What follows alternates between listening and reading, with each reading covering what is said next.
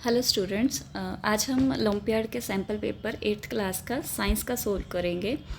ठीक है, तो बेटा इसमें होते हैं हमारे 50 क्वेश्चंस होते हैं और 50 क्वेश्चन में के लिए हमें 1 आवर का टाइम दिया जाता है और उसके 2 सेक्शन होते हैं। पहले सेक्शन में हमें 15 क्वेश्चन आते हैं और सेकंड सेक्शन में हमारे पास 35 क्वेश्चंस आते हैं। जो ये फर्स्ट 15 क्वेश्चन होते हैं जनरल मेंटल एबिलिटी के होते हैं, जिसमें बेसिक मैथ्स आता है हमारे पास, और जो 35 होते हैं जो हमारे सिंपल साइंस के होते हैं, जिसमें फिजिक्स, केमिस्ट्री और बायो के क्वेश्चन आते हैं, जो आपके सिलेबस में मैंशनड होता है कि आपको साइंस के लिए क्या क्या सिलेबस दिया गया है। ठीक है, तो चलो हम सॉल्व करना स्टार्ट करते हैं। जो सैम्पल पेपर हमें दिया हुआ है जो आपकी इसकी NSO की साइट में आपको इजीली अवेलेबल हो जाएगा, तो हम उसको आज सॉल्व करते हैं। ठीक है, फर्स्ट क्वेश्चन है हमारे पास बेटा, that is The contest begin at the noon on the one day and ended 1000 minutes later. At what time did the contest end? ठीक है, तो अभी बेटा हमें स्टार्ट कब हुआ था, वो नून को स्टार्ट हुआ था। तो स्टार्ट हमारा कब हुआ है उसका, दैट इज़ नून मीन दोपहर के 12 बजे वो स्टार्ट हुआ है। ठीक है, at what time did the contest end कब होगा, अगर वो कितना चला है 1000 मिनट तक वो चला हुआ है। अभी 1000 मिनट्स है तो हमें इसको आवर में चेंज करना पड़ेगा, तो मुझे क्या करना पड़ेगा, इसको 60 से डिवाइड करना पड़ेगा। ठीक है, तो मेरे पास 6 से डिवाइड किया तो मेरे पास कितना आ गया बेटा 36 और 4। ठीक है, तो इसका मतलब है मेरे पास कितना आ गया 16 पॉइंट, और ये 40 मेरे पास नीचे जो आ गया, तो मेरे पास ये मेरे पास आ गया 16 आवर और 40 मिनट। ठीक है, ये निकाल के मेरे पास जो है वो आ गया है 16 उसके आवर्स हो गए हैं और 40 उसके मिनट्स हो गए हैं। ठीक है, अभी मेरा जो स्टार्टिंग टाइम था वो था 12 o'clock, मतलब नून को स्टार्ट हुआ था। अभी मेरे 16 आवर हैं, 16 आवर है तो मैं अगर 12 के बीच में 16 आवर को प्लस करूं तो सीधे करा दूं तो 16 में मेरे पास आएंगे 12, तो 12 रात के मेरे मतलब मिड नाइट तक आ गया। ठीक है, अभी मेरे पास मिड नाइट तक 12 आवर पूरे के पूरे हो गए हैं। अभी बाकी कितने बचे मेरे, 16 से -12 कर दूं तो 4, तो इसका मतलब सुबह के मेरे 4 AM हो जाएंगे और साथ में क्या चलेंगे मेरे 40 मिनट्स। ठीक है, तो मेरा मतलब क्या आ गया 4 आवर्स और 40 मिनट्स आ जाएंगे, लेकिन ये सुबह के आ रहे हैं तो डेफिनेटली क्या आएगा मेरे पास 4:40 AM। ठीक है, तो मेरा डी ऑप्शन जो है वो सही आ जाएगा। डी को जाके आपने सर्कल को फर्स्ट क्वेश्चन के ABC जो हमारे OMR शीट में दिए होंगे वहाँ पर डी वाले सर्कल को आपने जाके शेड कर देना है। ठीक है, तो नेक्स्ट चलते हैं हम सेकंड क्वेश्चन के ऊपर, that is which of the following set of the whole number has the largest average number. अभी बेटा हमें एवरेज नंबर फाइंड आउट करना। आपको पता है कि एवरेज कैसे निकाली जाती है, फर्स्ट और लास्ट को हम प्लस करते हैं और साथ में डिवाइडेड बाय 2 करते हैं। अभी हमें निकालना है मल्टीपल ऑफ द 2। अभी अगर हम मल्टीपल देखें तो एवरेज निकालने के लिए 2 का, तो 1 तो मल्टीपल नहीं है, तो सिंपल स्टार्ट कहाँ से करेंगे हम 2 से, और लास्ट वाला कौन सा आ जाएगा हमारा 100, क्योंकि 101 नहीं है। तो कितना आया बेटा 102 डिवाइडेड बाय 2 कितना आ गया 51। अगर हम सेम 3 का करें तो मेरे पास कितना आ जाएगा, 1 भी नहीं है, 2 भी नहीं है, उसके बाद मेरे पास 3 आता है। 3 + 100 तो नहीं आता है उसका, ना तो 101 आएगा ना 100 आएगा, तो कौन सा चला जाएगा 99। तो यहाँ पर कितना आ जाएगा लास्ट उसका 99। मल्टीपल समझ रहे हो ना, तो इसको मैं अगर प्लस करूँगी तो से मेरे पास 102 आ जाएगा। तो इसको भी कट किया तो मेरे पास कितना आ गया 51 आंसर आ गया, मतलब दोनों का सेम आया। अभी मैं फोर्थ वाले का चलूँ तो मेरे पास फर्स्ट मल्टीपल 1 नहीं आएगा, 2 नहीं आएगा, 3 नहीं आएगा, 4 आएगा सीधा। ठीक है, 4 प्लस मेरे पास अभी अगर मैं देखूँ तो मेरे पास कौन सा आएगा लास्ट मल्टीपल, मेरे पास कौन सा चला जाएगा इसका 4 का, तो वो आ जाएगा मेरे पास 100 चला जाता है ना बेटा। तो इसका मतलब मेरे पास कितना आ गया 104 डिवाइडेड बाय 2, तो कितना आ गया बेटा मेरे पास 52। ये उससे ज़्यादा हो गया, लेकिन आगे हमें फिफ्थ वाले का भी चेक करना है। अभी 5 का मल्टीपल है तो डेफिनेटली 5 आ जाएगा यहाँ पर, और यहाँ पर 101 तो नहीं आएगा लेकिन 100 आ जाएगा। ठीक है, क्योंकि आपको पता है 100 जो है 5 मल्टीपल ऑफ 5 है, तो इसका मतलब 105 आ गया डिवाइडेड बाय 2, तो कितना आ गया मेरे पास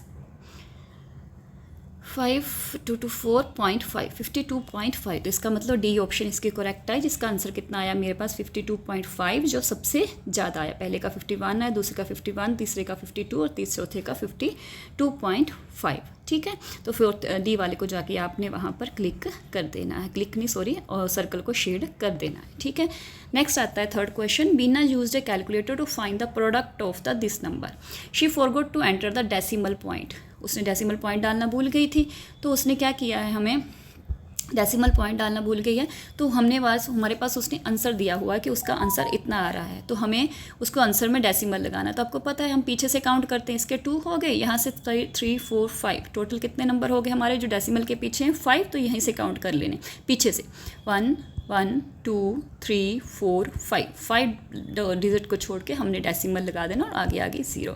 तो ऐसे वाला कौन सा आ गया हमारा, बी ऑप्शन सही आ गया है। ठीक है, तो इसका मतलब हमारा बी ऑप्शन जो है वो सही आ गया, तो उसको हमने जाके टिक कर देना है। ठीक है बेटा, अभी आता है हमारे पास fourth question, that is the 2 cyclist a kilometre apart starting at the same time would be the together r hours if they travel in the same direction, what would pass each other in the t hours if they travel in the opposite direction। अभी वो opposite direction में है तो t our के बाद आएंगे मिलेंगे। the ratio of the speed of the faster cyclist to the slower cyclist, इसका मतलब हमें 2 दिए हुए, एक है फास्टर वाला, एक क्या है स्लोअर वाला। ठीक है, ये लिटिल बिट लेंथी आएगा क्वेश्चन बेटा, तो लेकिन मैं आपको बता दूं कि इसको कैसे करना है। तो सबसे पहले हम करते हैं फास्ट वाले का। दो स्पीड दी हुई है, एक हुई दी हुई हमें फास्ट वाले की, एक दी हुई है हमें स्लो वाले की। तो सबसे पहले मैं लिखती हूँ स्पीड ऑफ द फास्ट। एक मुझे साइकिलिस्ट है जो फास्टेस्ट है, फास्टर है, ठीक है, उसकी ले ली मैंने x। दूसरी है स्पीड ऑफ द स्लो वाले की, उसकी ले ली मैंने y। ठीक है बेटा, अभी मुझे रिलेटिव लेनी है। रिलेटिव लेने के लिए मुझे 2 चीज़ें लेनी पड़ेगी। अगर पहला क्या जाता है वो सेम डायरेक्शन में जा रहा है, अगर वो सेम डायरेक्शन में जा रहा है तो डेफिनेटली मेरे पास क्या आ रहे हैं, एक फास्ट जाएगा एक स्लो जाएगा, तो मुझे उन दोनों का क्या करना पड़ेगा, x माइनस वाई करना पड़ेगा, ज़्यादा में से कम वाले को माइनस करना पड़ेगा। समझ आ गया ना, अगर सेम डायरेक्शन में दोनों मूव हो रहे हैं, मतलब सेम डायरेक्शन में मूव हो रहे, तो एक ज़्यादा स्पीड में जाएगा एक कम स्पीड में जाएगा ना, तो इसलिए मुझे जो रिलेटिव वेलोसिटी है, जो रिलेटिव स्पीड है, मुझे वो उसको माइनस करके लेनी पड़ेगी। ठीक है, ये आ गई मेरी उसकी रिलेटिव स्पीड। ठीक है बेटा, अभी मुझे जहाँ पर डिस्टेंस फाइंड आउट करना है, distance is equal to speed into time. ठीक है, तो डिस्टेंस पहले वाले का क्या है, कब मिले हैं 2 साइकिलिस्ट, के किलोमीटर अपार्ट हैं, तो मेरा यहाँ पर क्या आ जाएगा के, और स्पीड कितनी आ गई बेटा यहाँ पर मेरी कितनी आ गई, जब मैंने दोनों को सेम डायरेक्शन में लिया x माइनस वाई, और टाइम कितना आ गया, टाइम हमें क्या दिया हुआ है, r आवर्स के बाद वो ज्वाइन होते हैं। ठीक है, तो ये आ गया मेरा निकाल के, अगर मैं इसको x माइनस वाई कर दूँ तो मेरे पास क्या आ जाएगा, k/r। ये मैं फर्स्ट इक्वेशन लिख लेती हूँ, क्योंकि मुझे आगे जाके सेकंड को भी शुरू करना और काफ़ी लेंथी हो जाएगा ये क्वेश्चन। ठीक है, तो अब मेरे पास आता है सेकंड वाला, अगर मेरे पास वो ऑपोजिट डायरेक्शन में जा रहे हैं। ठीक है बेटा, अगर ऑपोजिट डायरेक्शन में जा रहे हैं तो दोनों, जैसे इधर को जा रहा है वो भी इस साइड को जा रहा है, तो दोनों की ज्वाइन होगी ना, तभी मेरे पास रिलेटिव वेलोसिटी आएगी ना। x और y जब इकट्ठे हो जाएंगे, फास्ट और स्लो वाले का इकट्ठा हो जाएगा, तभी वो मिलेंगे ना। तो इसमें भी सेम आ जाएगा मेरे पास बेटा, distance is equal to speed into time. Distance कितना है k, लेकिन स्पीड कितनी आ जाएगी, यस x प्लस वाई और मल्टीप्लाई टाइम। ठीक है बेटा, और x प्लस टाइम, यहाँ पर तो हमें टाइम t दिया हुआ था, इसलिए मैंने t ही लिख लिया। x plus Y is equal to क्या आ जाएगा यहाँ पर, k/t। ठीक है बेटा, ये आ गई मेरी सेकंड निकाल के। अभी मेरे पास 2 वेरिएबल्स हैं, एक है x प्लस वाई, एक है x माइनस वाई। अभी 2 वेरिएबल्स हो तो आपको पता है ये कैसे सोल्व करते हैं मैथ्स में। ठीक है, आप लोगों ने शायद मैथ्स में किया होगा इसको सोल्व, तो मैं इसको सोल्व करते हैं। एक बार क्या करते हैं, add and subtract, add and subtract both equation. ठीक है, 1 एंड 2, दोनों इक्वेशन को ऐड और सब्ट्रैक्ट करना है। ठीक है, ये मैंने लिख लिया x प्लस वाई, पहली बार मैं ऐड कर रही हूँ, ये है ऐड। ठीक है, तो मैंने लिया x माइनस वाई, दूसरी इक्वेशन को फर्स्ट और सेकंड को करना ना, is equal to K upon T, उसका के अपॉन टी था ना, ठीक है। ये देखो x प्लस वाई का के अपॉन टी है, और मेरे पास क्या दूसरा क्या आ गया, K upon R, x minus Y का क्या है, के अपॉन आर, ठीक है। ये हो गया ऐड। अब मैं करती हूँ इसको सब्ट्रैक्ट। सब्ट्रैक्ट करने के लिए क्या लेना बेटे, x प्लस वाई सॉरी, और यहाँ पर माइनस आ जाएगा। सब्ट्रैक्ट करना तो ये माइनस आया, ठीक है। x minus Y is equal to K upon T और माइनस के अपॉन आर, ठीक है बेटा। ये आ गया मेरे पास सब्ट्रैक्ट में, ठीक है। अगर मैं इसको फर्स्ट वाले को, इसको मैं लिखती जाती हूँ साथ साथ इक्वेशन, ताकि आपको कन्फ्यूज़न ना हो। ये थर्ड हो गया, ये फोर्थ हो गया। अगर मैं थर्ड वाले को सोल्व करती हूँ, सोल्व करो थर्ड वाले को, तो मेरे पास क्या आ जाएगा, x प्लस एक्स कितना बन गया बेटे, 2x, और ये y जो था ये एक दूसरे से कैंसिल हो जाएगा, तो यहाँ पर 2x आ गया इज इक्वल टू के को मैं बाहर कॉमन निकाल दूँ, 1 upon T minus 1 upon R, ठीक है। अगर मैं सोल्व करूं अभी फोर्थ वाले को, तो मेरे पास क्या आ जाएगा, x और माइनस x हो गया, तो ये कैंसिल हो जाएगा, प्लस y, और ये माइनस से माइनस जो है वो प्लस y बन जाएगा। तो मेरे पास कितना आ जाएगा, 2y इज इक्वल टू, इसका भी सेम कॉमन निकाल दूँ, कि 1/t आ जाएगा, और अंदर क्या बचा मेरे पास, 1/r। सॉरी यहाँ पर बेटा हमने सब्ट्रैक्ट किया ना, तो ऊपर वाले का सॉरी प्लस आना था, क्योंकि वहाँ पर हमने ऐड किया था, ठीक है। ये है हमने सब्ट्रैक्ट किया, तो ये है मेरे पास फोर्थ इक्वेशन को सोल्व करके माइनस आ गया, ठीक है बेटा। अभी मेरे पास क्या आ रहा है, मैंने क्या किया, x अपॉन वाई, मुझे उसने पूछा है what is the ratio. Ratio मतलब फास्टर वाले की और स्लोअर वाले की। फास्टर वाले की स्पीड हमने कितनी ली है, x, और स्लो वाले की y। तो मुझे कितना लेना पड़ेगा, x अपॉन वाई लेना पड़ेगा, निकालना पड़ेगा।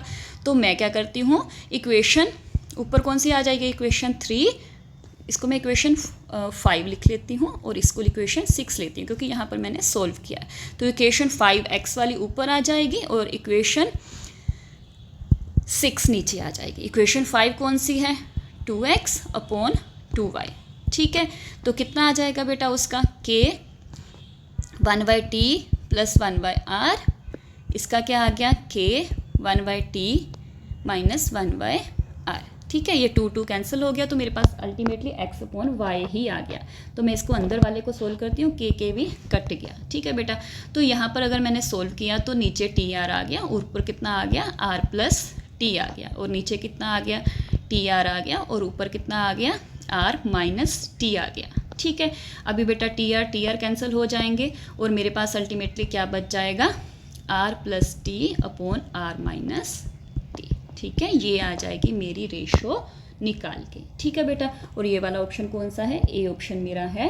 ए ऑप्शन को जाके वहाँ पर आपने टिक कर देना है, ये वाला, ठीक है बेटा। थोड़ा सा लेंथी है क्वेश्चन, लेकिन इसको ध्यान से निकाल लोगे तो आराम से निकल जाएगा, ठीक है। नेक्स्ट आता है हमारा 5th question, that is the shaded area formed by the 2 intersecting perpendicular rectangle. अभी 2 इंटरसेक्टिंग परपेंडिकुलर रेक्टेंगल है, उसका हमने निकालना है जो कितना एरिया है। ये हमारे पास बीच में 2 ट्रायंगल जो है, रेक्टेंगल हैं, वो कंबाइन भी हुई हैं, तो इसका एरिया हमें माइनस करना पड़ेगा, ठीक है बेटा। पहले हम पूरे का निकालते हैं, पहले हम इसका जो हॉरिजॉन्टल रेक्टेंगल है उसका निकालते हैं, ठीक है बेटा। रेक्टेंगल का एरिया किसके इक्वल टू होता है, मैं इसको नेम दे देती हूँ, ए बी सी डी।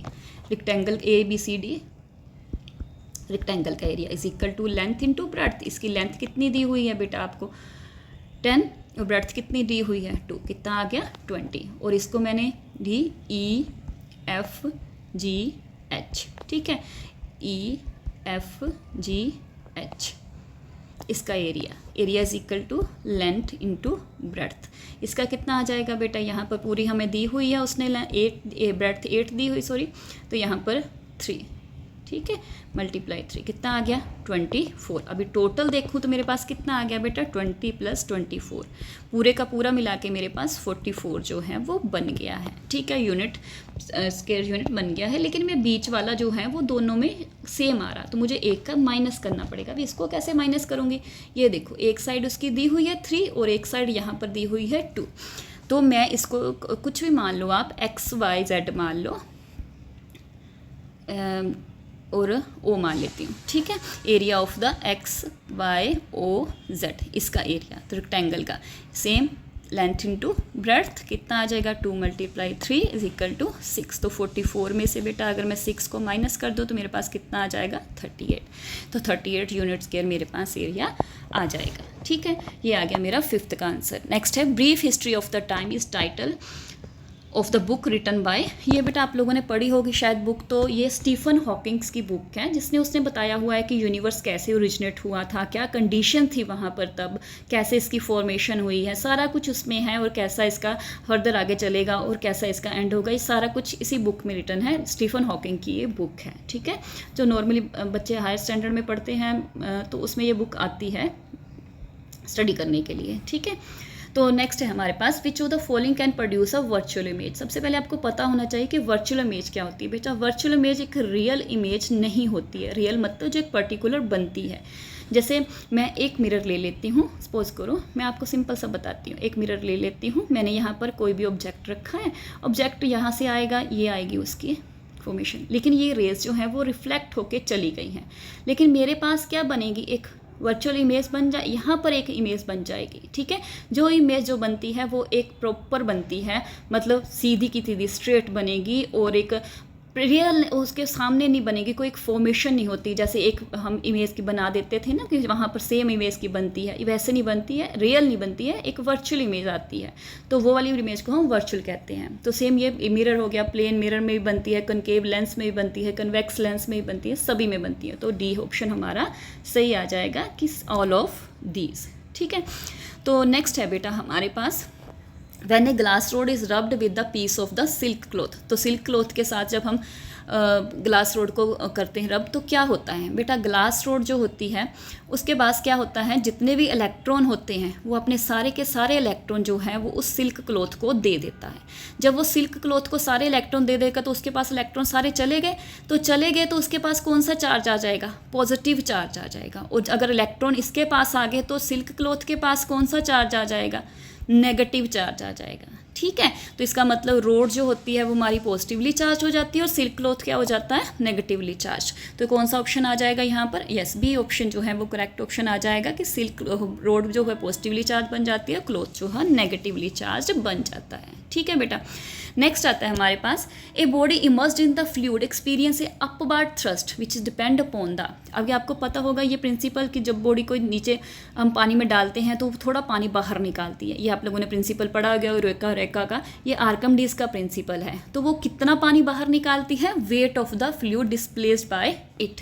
उसका जितनी अपवर्ड थ्रस्ट लगती है वो किसके इक्वल टू होती है, weight of the fluid displaced by it. ये आर्किमिडीज का एक प्रिंसिपल है। ठीक है, नेक्स्ट आता है बेटा हमारे पास कि when the copper expose to the moist air for the long time, क्या फॉर्मेशन होती है। जब कॉपर होता है हमारे पास, तो मैं थोड़ा कलर डार्क लेती हूँ क्योंकि यहाँ पर करना मुश्किल हो रहा है इससे।